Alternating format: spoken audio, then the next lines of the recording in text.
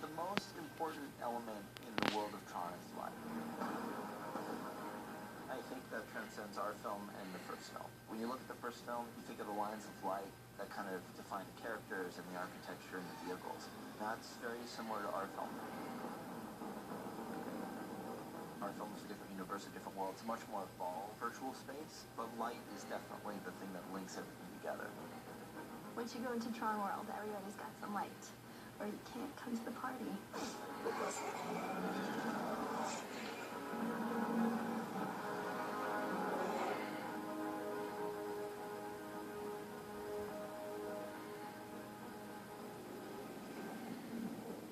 It's incredibly beautiful.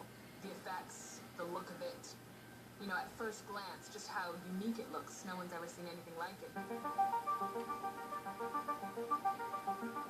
The director, Joe Kosinski, is a designer and an architect, and he comes at this film with a unique perspective that really creates something new. It's always interesting to me where directors come from. In Joe's case, he's coming from architecture. He's an architect. And so the world of Tron has this reality to it that's very grounded. Well, I'm just wondering if we can kind of get at least along the bottom span and look at cladding that's with one long, smooth kind of bone line. He's got an incredible eye. He's got an incredible design sense. I've never ever worked with a director that spent as much time and as much focus on the production design of the film as much as Joe has. It's definitely rooted in the look of the first film. You know, the DNA of the original Tron is inherent, I think, in the film. You know, the idea is that the server was cut off from the real world in the 1980s. It is developed free of the internet. This is not a movie about the web. This is a world that has grown on a server and become something very potent and unique. This is the evolution of Flynn's world within cyberspace. You can almost think of it as a cyber Galapagos, where it has evolved on its own. The lines of light that flow seamlessly throughout the architecture and the vehicles and the costumes is probably the most important theme of the film. The look of Tron is dark silhouetted objects bathed in atmosphere with low-lying clouds kind of nested between in a kind of Japanese landscape painting. And then the dominant light source is the self-lighting of things. It's the Tron lines. What they've added to this world in comparison to the last is a grander sense of geography. I mean, there's the lightning storms and the weather, and there's also the cliffs and the mountains and the atmosphere and rain and wind and all these things that they weren't able to do in the first film, but my kind of justification was the simulation has over time gotten more and more realistic and has tried to kind of create a simulation of the real world.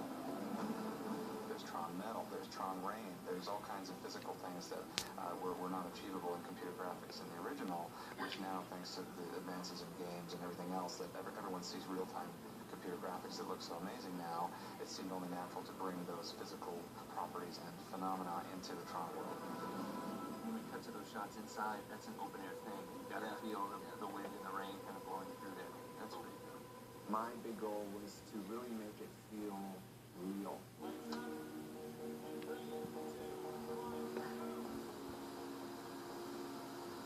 I wanted it to feel like we took motion picture cameras into the world of Tron and shot it. So I wanted to build as many sets as possible. I wanted the materials to be real materials, glass, concrete, steel. So it had this kind of visceral quality to it. All right, so we're going into sacred territory. This is Kevin Flynn's secret lab. And what this space is meant to tell a story is this takes the place of the lab in the first movie. This is one of my favorite details of the whole movie. I hope we get it picked up, but this is actually the MCT desk caddy. And that's from the first movie. This film, to our benefit, did create a lot of great sort of grand sets to be able to, you know, not have to pretend so much. I think the juxtaposition between kind of the real world and the textures and the colors and the tones and the materials that we're going to kind of see in the first few minutes of the film are going to hopefully be so sharply contrasted by the clean surfaces and the really clean lines in Tron. So that was definitely an intention.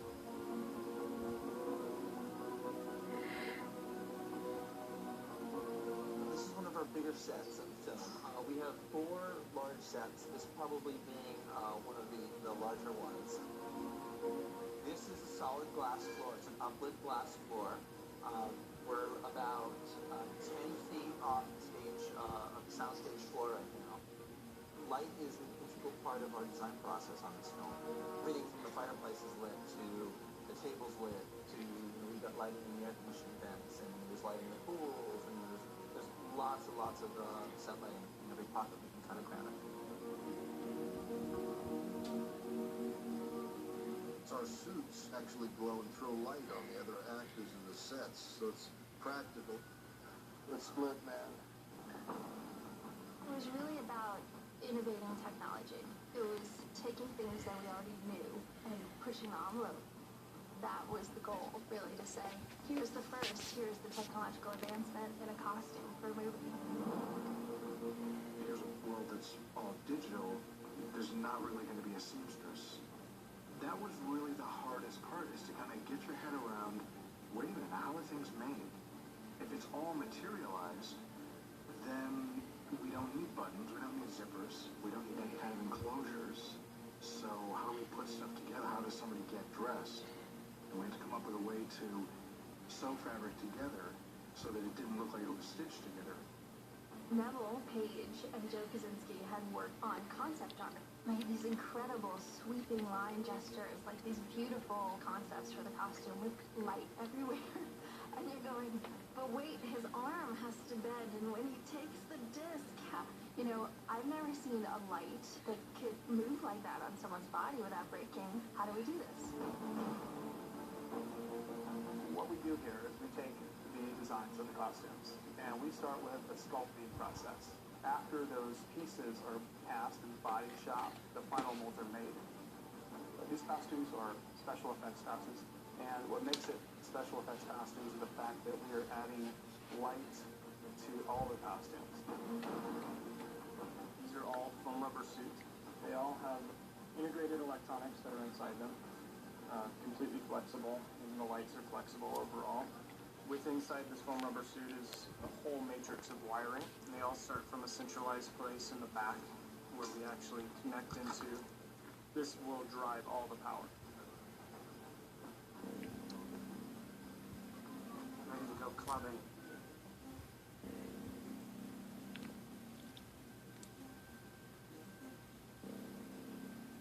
There's 4 layers, right? So I have like a foundation, which kind of sucks everything in.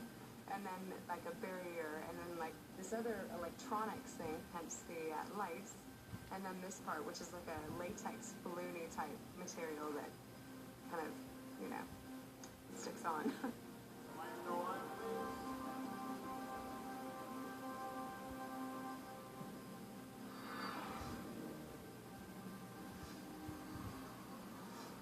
The technology to do these types of films has grown in such leaps and bounds since the first film, and really it's sky's the limit. It's kind of whatever you can really conceive, you can pretty much bring to fruition. We're the next generation of 3D cinematography after Avatar, so it takes all that technology that Jim Cameron came up with into to the next level. It's different. Shooting this movie in 3D was, I think, the right decision to be made, and it was a lot of foresight on Joe's and Disney's part to make that decision from the very beginning. Joe wanted to make it immersive 3D kind of window. When we go into the computer, you're going to see something you've never really seen before.